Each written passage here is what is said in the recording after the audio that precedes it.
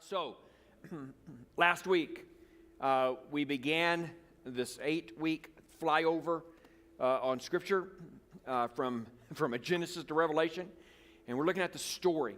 And we began last week in Genesis 1, the creation. He created Adam and Eve with a purpose, for a purpose.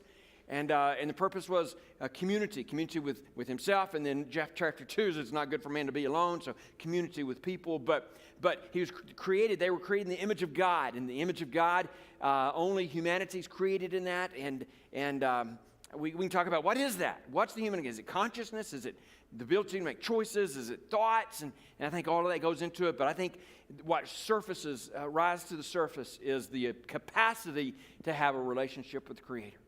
And no other creation, a part of a creation, was created with that ability to have a relationship with God, the Creator, and so that was intrinsic to the purpose of creation, of humanity, and that was destroyed in chapter 3, and things kind of went awry. And it was marred, and they got kicked out of the garden, and the relationship was marred. And since that time, chapter 4, to the end of Revelation, God's on a mission to restore that humanity, restore that relationship. And so we talked about Noah, talked about the Tower of Babel. We ended, though, with Abraham. And that God called Abraham out and said, I'm going to do a work in you and through you, Abraham. And you're going to be the father of many nations, and I'm going to bless those who bless you, curse those who curse you. I'm going to make your name great. Nothing on you. You didn't do anything. I just chose you, Abram. And then we looked at, that's chapter 12, verse 15. He's still without a child, and says, God, what's up? I know a great nation can't be built if there's no descendants, and I don't have any. And I know I can't be a father of many nations if I don't have any sons. And so what's up with this? And so God took him outside. In chapter 15, says, look up in the sky, look at the stars, and see how many stars you have. You'll have more descendants than you will have, than you can see in the stars. And it says, Abram believed, and it was his faith that God credited him righteousness, which Paul quotes that in the book of Romans. And that's the beginning of the covenant. I didn't read it last week, my mistake, but you can fast forward to the end of chapter 15, and you have the cutting of the covenant, okay? And the cutting of the covenant, go get a 3-year-old heifer and some goats and cut them in half. I don't know if you remember the story. And you split them, and down the middle there's to be a path. And then at night there was a flaming pot that was cut. And the cutting of the covenant, several things had to happen. First of all, blood had to be shed, okay? Blood was shed, and the covenant was cut. I'm going to make, I don't have time, but I'm going to make a side trip right here quickly. Marriage is a covenant. And the marriage covenant is cut during the wedding ceremony. And you have two halves, family, I don't know how they're doing anybody, but used to, you had groom side sit on one side and the bride side sit on the other side, and they walk down the middle. They're cutting the covenant, and then they walk back, and no blood was shed. That's good. But you can fast forward to New Testament. Now I'm back on track. You can fast forward to New Testament, and there was a new covenant, old covenant, new covenant. In the new covenant, blood had to be shed, and Christ's blood was shed. And in Christ, you might be restored back into a relationship with God. So that's Genesis chapter 15. Now, we're not going to look at this, but we're going to just kind of fly through this real quick. You have Sodom and Gomorrah, Genesis chapter 19, and they were wicked. And Abraham said, can you save my family? And Lot, and the bargain with God. If there's 50, will you save it? If there's 45, will you save it? And finally, there was not enough. God sent fire down and destroyed the city, but Lot and the family was saved. And then Isaac was born. Isaac's the descendant. Isaac's the son. Now this was, I'm skipping over the Ishmael part, and Hagar and Ishmael and Sarah and Abraham tried to take things into their own hands and to play God. We don't do that, but they kind of played God to mess things up is what they did. And then all of a sudden Isaac was born to Abraham and Sarah. Then the Lord tested Abraham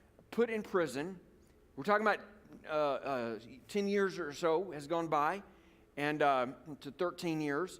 And then he finally comes out. He interpreted a dream for Pharaoh. He was exalted to be the second most powerful position in the land. Pharaoh was the only one more powerful and in leadership position. And then a famine hit. And Jacob and Israel back home, and then the sons, they were starving. And so they sent, Jacob, the father, sent the sons to Egypt to get food. Well, guess who they had to go to get food? And Joseph. Went to Joseph. Joseph recognized them. They did not recognize him. And then after a while, Joseph revealed himself. I'm your brother. And so this is part of the story of freedom. Several things. You have the freedom of forgiveness. You have the freedom from the famine and being able to not starve. And so go back to forgiveness. When Joseph is before his brothers, we have this, please forgive your brothers. This is from his father. Please forgive your brothers' transgression and their sins, the suffering that they caused you. Therefore, please forgive the transgression of the servants of the God of your father. And Joseph wept when their message came to him. His brothers also came to him, bowed down before him, and said, "We are your slaves." But Joseph said to him, "Don't be afraid. Am I in the place of God? You planned evil against me. God planned it for good, to bring about the present result, the survival of many people." What a perspective to have. What a perspective to have. Now, can I just tell you, and this is a side note, this really isn't the storyline per se, although forgiveness is part of the story, but I can't tell you how many people are in bondage and in prison to anger and bitterness and hate because they won't forgive. Forgiveness does not forgiving doesn't free the person or hold the person you're mad at in bondage. I'm not going to forgive them doesn't do a thing to keep the person you're mad at in prison. It keeps you in prison. It imprisons you. It will hold you in bondage, and so forgiveness frees you. And so there is definitely a story of forgiveness here. But from Joseph, we move on into the story of the Exodus. And so Joseph was in Egypt. His family came to Egypt during the famine. And so Jacob and the 12, the other sons, and their wives and their family and the animal, they all came to Egypt. So they're in Egypt. And things are good.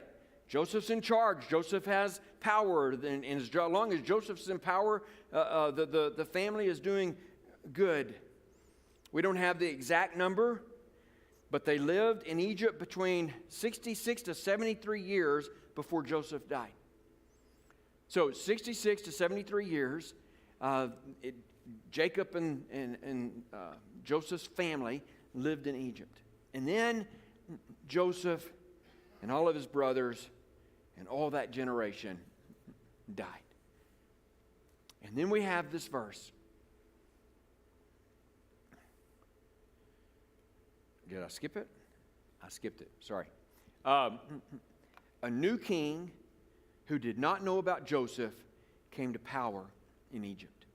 Exodus 1:8. A new king who didn't know about Joseph came to power. As long as the Pharaohs remembered Joseph, they were good. But there was a time when the new king came to the throne. Joseph and the generations had died off. The Israelites were still there, but he knew not about Joseph. And he looked at the Israelites and he's like, there's a lot of these guys. They are procreating like rabbits. We got to do something. And so they put them in slavery. They oppressed them. And so they find themselves enslaved in Egypt.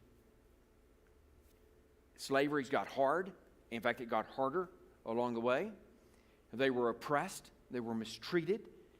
They longed for freedom. They cried out for freedom. And so this is the story we start off with in the beginning of the book of Exodus. And around 400 years had passed since Joseph moved his family to Egypt.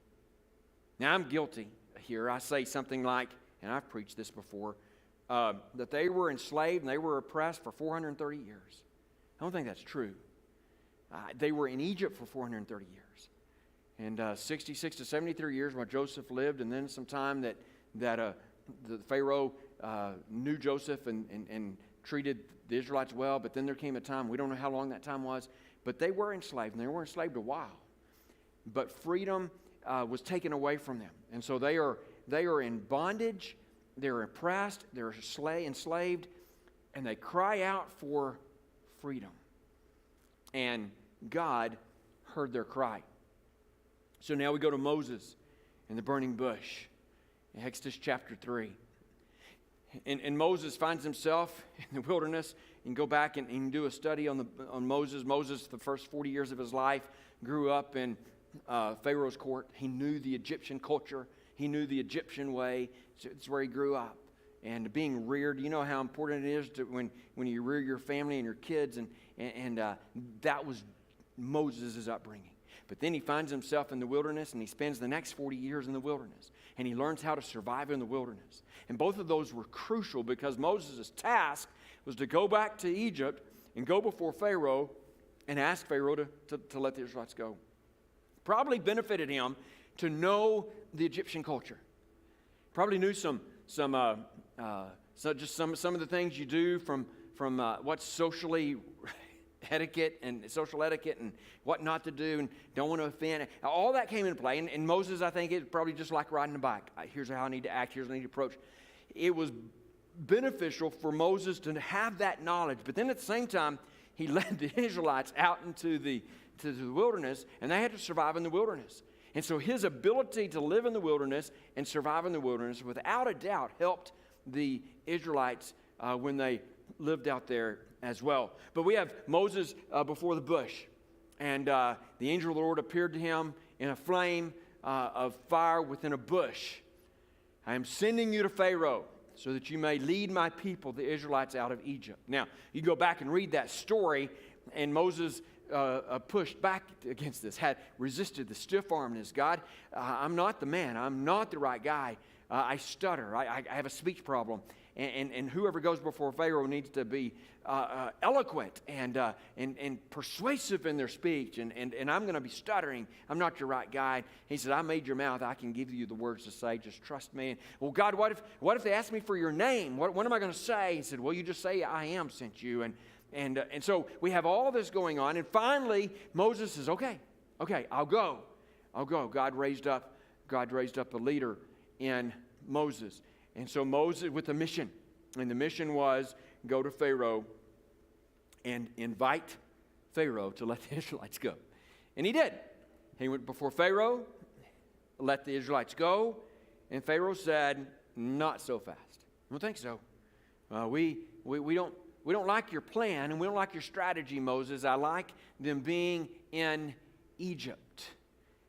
And so God said, okay, I'll change your mind if that's the way you want it. And so he sent 10 plagues. And I have the plagues here. I don't think the plague, I don't have the plagues up there. But the Nile turned to blood, frogs, gnats, flies, the death of livestock, boils, hail, locusts, darkness, and then the 10th one was the death of the firstborn. I preached a sermon a while back that each one of these plagues dealt with a god the Egyptians worshipped. And so it wasn't just a practice or an activity that God did to convince Pharaoh to say, okay, enough's enough, let the Israelites go. But in doing so, he was communicating a message to Egypt and the Egyptians and to Pharaoh is Yahweh, Moses' God, Israel's God, is more powerful than the Egyptians' God. Egyptian gods you're worshiping. They worship the Nile River, turned to blood. They worship frog. There's a frog-headed deity, and then frogs came and hell. I mean, every one of them dealt with the deity that the Egyptians worshipped, and the message was clear: Israel's God is God, and your Egyptians' idols are not. And then we have the death of the firstborn, and that whole process was Passover. Go find a lamb. This is just given to the Israelites. Go find a lamb. I want you to take the lamb. I want you to kill it. I want you to collect the blood. I want you to take the blood. I want you to spread the blood on the doorposts, the door frames. And then I want you to go inside and wait. And tonight, the death angel is going to come through, and there's going to be a lot of dying going on. And he's going to pass over every house. And if this blood's not over the spread and smeared upon the door frames, the firstborn son in that house is going to die. But if I see that blood, I'm going to pass over it, and I'm going to spare the firstborn. No death coming to the Israelite families. That happened. Pharaoh woke up and said, okay, enough's enough. I've had enough of this. You can take them. And so the Israelites left. Moses led them. And as they were leaving Egypt, Pharaoh changed his mind and said, no, time for you to come back. I've reconsidered. And sent the Egyptian army after them. Red Sea on one side, the Egyptian army coming on the other side. And what was going to happen? What's interesting is even right here, they start complaining. And before we even get into the wilderness, and if you know the story, and I know you do, they were just a people who complained. God, what are you doing? Moses, why'd you lead us out here to die? And so they start complaining. Red Sea on one side, Egyptian army coming, and God says, don't worry about it. Parted the Red Sea, they crossed over on dry ground. The Israelites are freed. The Israelites are rescued. And so there's freedom that the Israelites are experiencing. God never intended Adam and Eve to be in bondage, but to be free. God never intended humanity to be in bondage, but to be free. He created a nation, the nation of Israel, which was going to be the vehicle that God had put in place to restore this broken humanity, to restore this purpose that they had lost. And what do we find? They're in bondage. They're enslaved to Egypt. It's never God's design, never God's plan. And so God raised up a leader after they cried out for freedom, and we have a rescue. Now, the Exodus is a picture of salvation. There are several stories in Scripture that point to the story of salvation. Creation is one of them. You have creation, the fall, and then restoration. And the Exodus is one too. You have slavery, you're enslaved to sin. You have the Passover, the death of the Christ, and then you have freedom from sin and the Exodus. The exile is another one. We'll get to that one too, in which that you're exiled and then you are brought back home. And so those are stories of the salvation. It goes back to the storyline that we find in Scripture from beginning all the way to the end of the book of Revelation. Now, on the other side of the Red Sea, God is putting in place laws for the nation. And we find in Exodus 19, and this is to me such a crucial verse. Exodus 19:6 says, if you carefully listen to me and you keep my covenant, you will be my own possession out of all the peoples. Although the whole earth is mine, you will be my kingdom of priests and my holy nation. This was given to the Israelites, the nation of Israel. And God's saying, I've chosen you. You're a holy nation. You're a royal priesthood. Out of all the earth, you are mine. Now, do we remember another verse that's very similar to that in another part of the Bible? In the New Testament? From Peter? You can speak up if you need to know it. 1 Peter 2:9. Look at this. 1 Peter 2:9. But you are a chosen race, a royal priesthood, a holy nation, a people for his possession. Peter is quoting Exodus 19:6. Exodus 19:6 is for the nation of Israel. 1 Peter 2:9 is not for the nation of Israel, it's for the church. The new covenant. You see the thread from the beginning to the end. In the Old Testament, Exodus chapter 19, Israel was the chosen race, the holy nation, the kingdom of priests, the possession of God.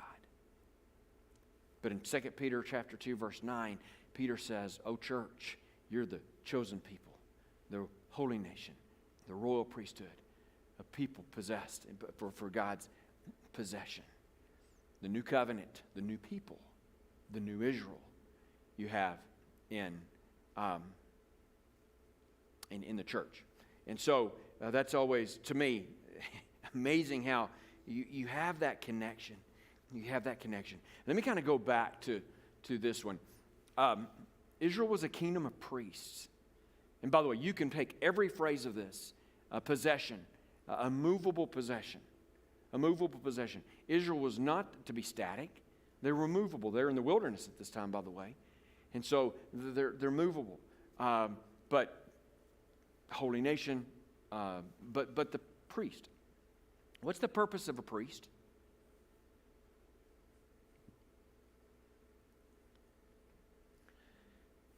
Mediator between God and the people. I define it this way. A priest takes God to the people and brings the people to God. And so the priest takes God to the people and brings the people to God. And Israel was the priests. So if Israel was the priests, who were they to be a priest to? Not Israel. It's not like Moses was a priest to the Israelites. The whole nation was a priest. The people, the non-Israelites. I mean, even in the Old Testament, we have glimmers of the fact that God is a missionary God. God desires for all of humanity to find salvation. And not just Israel. I mean, in here, Israel's the priests. And the purpose of the priests was to take God to the people and to bring the people to God. Now, I tried to look for a map, and I didn't find a map, so you're going to have to just visualize this. I want you to visualize the land of Canaan, okay? You have the Mediterranean Sea on the west of this land strip. You have Egypt towards the south. You have Syria, Phoenicia, Syria up north. And on the east, you have Jordan River, you have the Dead Sea, and past that you have Edom and Moab and Ammon, and then past that you have the desert.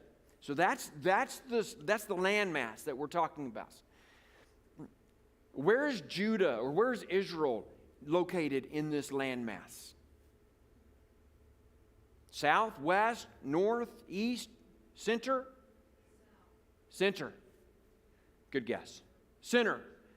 Okay? So you have, now, what you're talking about, I'm not talking about the divided monarchy. The divided monarchy, you have Judah and Israel. Israel is on the south, Judah is on the top. But I'm talking about, we're not divided yet. We're still 12 tribes, we're still the nation of Israel. They're in the center. Where's Philistia? Southwest. Where's Phoenicia? Northwest. Where's Aram, Syria? Northeast. Where's Ammon? East. Where's Moab? Southeast. Where's Edom? Southeast. Israel was perfectly positioned to be the priest. They were in the center, and every nation around them they could get to. They could connect, take God to the people, and bring the people to God. That was Exodus chapter 19 to the nation of Israel. The same is true for the church today. You're for me a kingdom of priests. You're a royal priesthood. And you are to be a people who takes God to the people and to bring the people to God. Where are you located? And who's around you? And how are you doing at taking God to the people and bringing the people to God? Because if freedom is a characteristic of our creation and people are living in sin, they're living in bondage, not freedom. And Christ frees. Christ delivers. Christ rescues. Christ saves. And you are a kingdom of priests to take God to the people, salvation to the people, freedom to the people, and bring the freedom and bring the people to God. Okay. So now we get to Exodus chapter 20. So Exodus 19:6 is, if you obey me, you'll be a kingdom of priests, you're a royal nation, possession of God, royal priesthood, kingdom of priests, and holy nation. The next chapter, Moses is on the mountain. And he gives them these 10 laws. And these 10 laws are rules and guidelines to put in place for the nation. Again, you're like, well, all God did was put a whole lot of restrictions on the nation. And 613 of them, by the way, 613 laws. If you go through the laws, what you'll find is a lot of them are, well, back up. All of them are for Israel's benefit. All of them are for Israel's benefit. By the way, go to the garden, and I'm convinced even the restriction of not eating from the tree of the knowledge of good and evil was for Adam and Eve's benefit. And so, but what did the serpent say? He's holding out on you. Well, these rules, these laws are for the people's benefit. Most of them, I mean, I know you read through the book of Leviticus and it's just riveting. You're like, man, I can't wait to get to the next chapter. Not really. Because it's dietary laws, it's hygiene laws, it's all these laws. What if they were laws to actually help keep them safe and alive and to keep them from sickness and illnesses? And God was playing doctor here. I think he was. In being, washing and the leprosy and making sure you do all this and for their benefit. And then we have the 10. We have the 10 Commandments. And those are the first 5. No other gods before me. Make for yourself no graven images and do not worship idols. Do not misuse the Lord's name in vain. Remember the Sabbath. Honor your father and mother. Look at the first 4. Look at the first 4. The first 4 have to deal directly with one's connection, with vertical connection, relationship with God. No gods before me. Don't worship any other idols. Don't misuse God's name, and remember the Sabbath. All 4 of those are going to be connected to this vertical relationship with God. The next 6 have to do with family and people, dealing with people. Number 5 is honor your father and mother. No murder, no adultery, no stealing, no lying, no coveting. All 6 of those have to do with people. So the first 4 has to do with this vertical relationship with God. The next 6 have to do with this horizontal relationship with people. In Deuteronomy chapter 6, verse 4 and 5, we have the Shema, most important verse in all of the Israel nation. And love the Lord your God with all your heart, soul, mind, and strength. Love God. And then Leviticus, we have love your neighbor as yourself. And Jesus said, in answer to the question, what's the most important law? He said, well, it's love God with all your heart, soul, mind, and strength. That's the Shema. And the second one is like it, love your neighbor as yourself. Love your Lord your God is vertical. Love your neighbor as yourself is horizontal. And Jesus said, all the law hangs on these 2 principles. All the 10 do. All the law hangs on these 2 principles. They're put in place to guide them to live life in a way that honors God. It doesn't provide restrictions. It actually provides freedom. But we tend to push back when any restrictions are put on us. And so we tend to say, that's bondage. And God says, no, that's freedom. You just don't understand, don't see it. All right, so there's freedom. Any questions?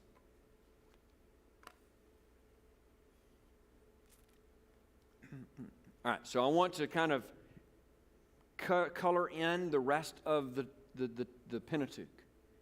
So we're just through Exodus chapter 20 right here. And next week we're starting with Joshua. You're like, okay, you just skipped Leviticus, Numbers, and Deuteronomy. What are you doing? Well, pretty soon after Exodus chapter 20, God begins to tell Moses very details on how to build the tabernacle. And if you're ever wanting to fall asleep and you can't, open it up to this point. And because it is detailed and it is long, and you're thinking to yourself, what's the purpose of this? The purpose of it, the tabernacle is a huge purpose. And so God wanted them to build the tabernacle. He tabernacled with them. He dwelled with them in the tabernacle. And you're like, okay, but I didn't need all those details. And what's interesting is God tells Moses on the mountain these details. And then Moses comes down off the mountain. And guess what we have in Exodus? We have a second telling of this. Because now Moses tells the people. And I'm sure Moses, when he was writing this, could have said, I just told the people what God told me on the mountain. And then skip to the next chapter. But no. He's got to go through so that's the rest of the book of Exodus. The telling of the tabernacle and the building of the tabernacle. Then we get to Leviticus. And Leviticus is rolling out the sacrificial system. And the sacrificial system is part of this path of redemption, path back to the purpose, path back to freedom. And there's 7, by the way, if you're losing sleep, Leviticus is another one of those books you can open up. There are 7 sacrifices that he lays out. You have the sin sacrifice, the burnt offering, you have the trespass offering, you have the thank offering, you have the guilt offering, you have all these sacrifices. And it's details. On this offering, you need to take a bull, or you need to take 2 pigeons. If you don't have enough money, you can take this, and you're going to take it and you're going to take flour, and you're going to offer this, and it just goes on. You're like on and on and on. And it's just laying out the sacrificial system. Now, if there's any chapter, and this is oversimplification, but that's okay. If there's any chapter you want to look at in Leviticus, look at Leviticus chapter 16. Leviticus chapter 16. Because in Leviticus chapter 16, I don't know if I covered this. Yeah. So in Leviticus chapter 16, we have the Day of Atonement. The Day of Atonement. And that's it comes around once a year. And on this day, and only this day, the high priest would enter into the Holy of Holies. The Holy of Holies, it was the room inside the tabernacle that housed the Ark of the Covenant. It's where God dwelled, and no one entered into that room ever except on this day, and only one person entered into it on this day, the high priest. And I mean, he had to go through a washing ritual. He had to put the robe on and the ephod and all the Urim and the Thummim, and then they tied a rope around him. And he put bells and whistles on, and bells, so that when he moved, you could hear the bells cling together. And so while he's in the Holy of Holies, and he's offering the sacrifice, I'll talk about that in a minute, you could hear him. You could hear him in the Holy of Holies. And if you could hear the bells, guess what that means? He's still alive. But if God's not pleased with the sacrifice, guess what happens to the high priest? He dies. If he dies, who can go in there to retrieve him and take him out? Nobody. So the rope's tied around him, so if he dies, they can pull him out. So it's a pretty big deal, pretty serious deal. And so you're just to take 2 goats, and they were to sacrifice 1 goat, kill the goat, collect the blood, and this is the blood that the high priest would take into the Holy of Holies. And he would take the blood and he'd sprinkle it at the altar of the Ark of the Covenant and on the Ark and it was the sacrifice to God for the sins of the people. Atonement means covering. Atonement means covering. And so this was an atonement sacrifice, asking God, pleading to God, praying to God to forgive the sins of the people. And so he takes this sacrifice into the Holy of Holies, crying out to God for forgiveness. By the way, forgiveness is and not just in Joseph's story, it's a big deal all throughout Scripture. And so, crying out for the forgiveness. If God was pleased with the sacrifice, number 1, the high priest lived. Number 2 is, the message was, God forgave the sins of the people. Now, the second goat, he would come out, and he would lay the hands on the head of the goat and confess the sins of the people on the head of the goat. And then after he confessed the sins of the people on the head of the goat, then some folks would lead the goat out into the wilderness, never to return. I don't know what they did to the goat, because I don't know what would happen if the goat returned. I mean, the picture is this. The sins have left the building. God's forgiven the sins, and the sins have left the building. So the picture, if the goat returns, that's not a good story, because the sins have just come back. So as far as we know, the goat never came back. I don't know how all that happened. But they took the goat out into the wilderness, out away from the camp. And the picture is the sins are covered and the sins have left.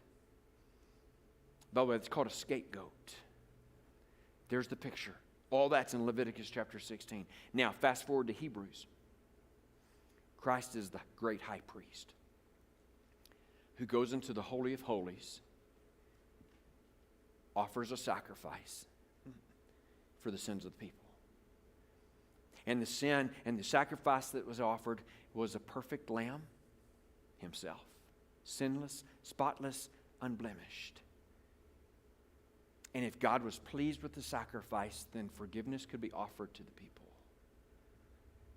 what a picture we have in Hebrews, which is painted for us in Leviticus chapter 16. The storyline continues. It's all connected. Now,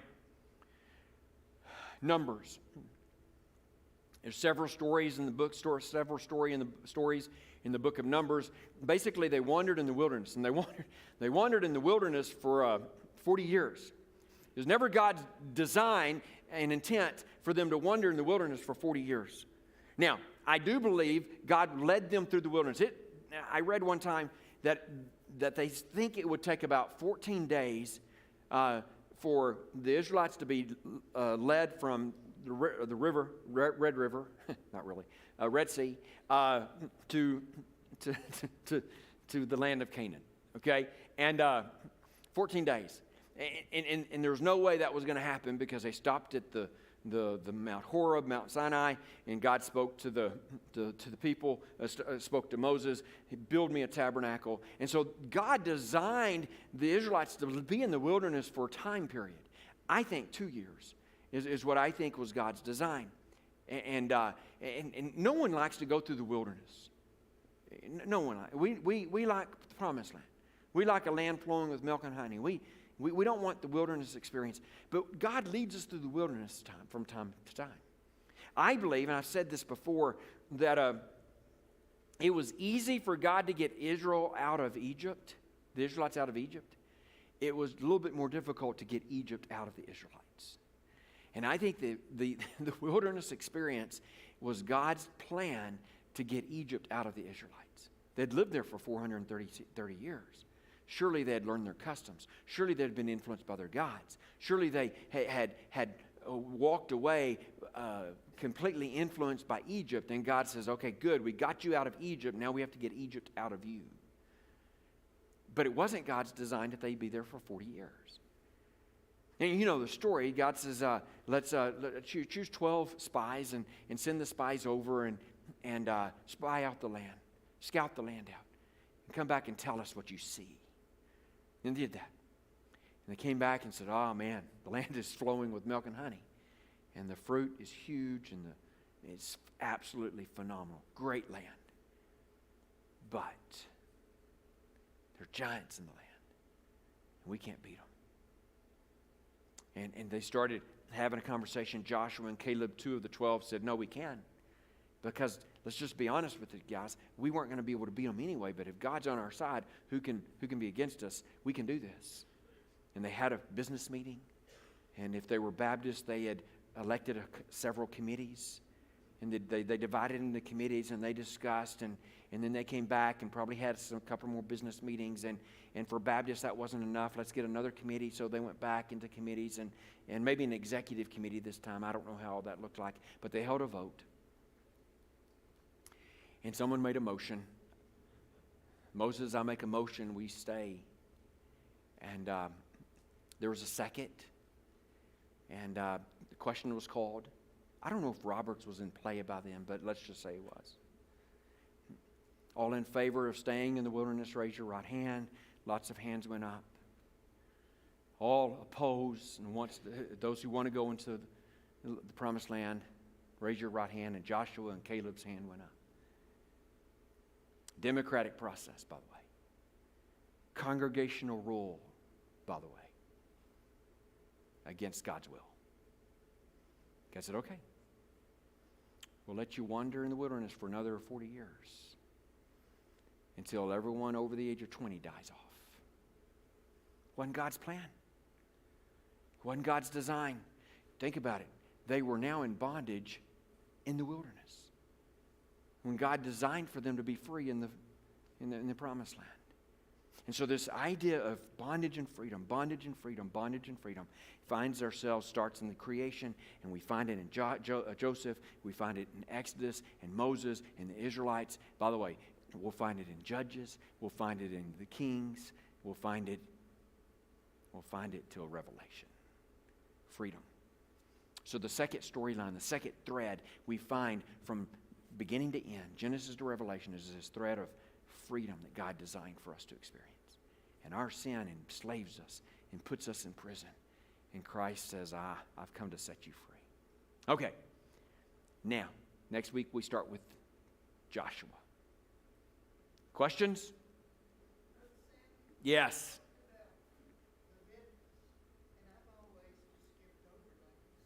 Yes.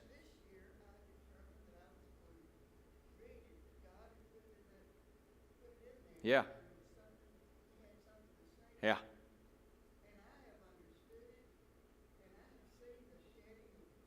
Mm.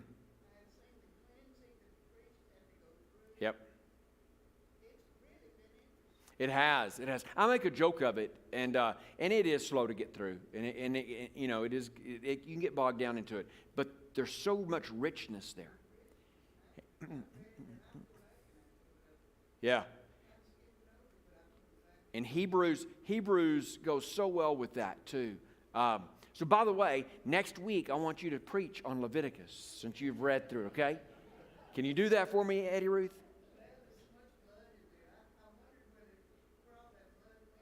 Yeah. Yeah. Yeah. Yeah. Yep. Yep. Thank you for that comment. Thank you for preaching for me next week. Anybody, now nobody else is going to bring a question up. I'm sorry, I shouldn't have said that. Anybody else?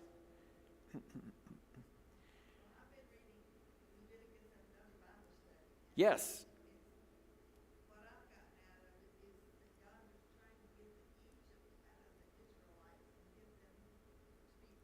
Yep. Yes. Yeah. Yep.